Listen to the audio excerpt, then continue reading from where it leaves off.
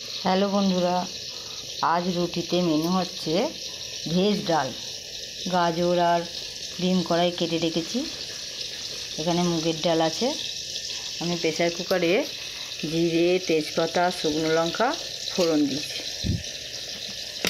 একটু সর্ষের তেল দিয়ে দিলাম। খুব সহজেই রান্না হয়ে যাবে। এবার মুগের ডালটা দিয়ে দিলাম। একটু নাড়াচাড়া করে প্রেসার কুকারের মধ্যেই খুব সহজে তাড়াতাড়ি হয়ে যাবে রুটির ডাল। তারপরে কিছুক্ষণ ভাজা হয়ে গেলেই আমি এই গাজর আর ডিম কড়াইটা দিয়ে দিলাম। খুব সহজে রান্না। দিয়ে নাড়াচাড়া করে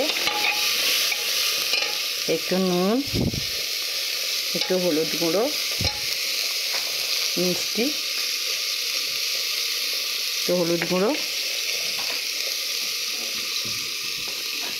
একটু চিনি দিয়ে জল ঢেলে দিলেই খুব সহজেই রান্না হয়ে যাবে।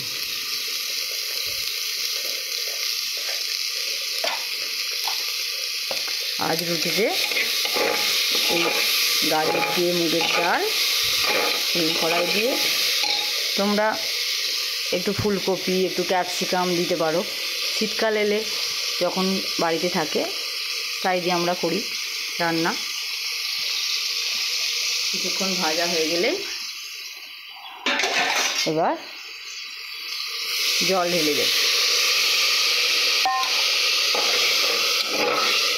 এবার গ্যাসেতে ফুললেই রেডি হয়ে যাবে আমাদের গাজর দিয়ে মুগের ডাল।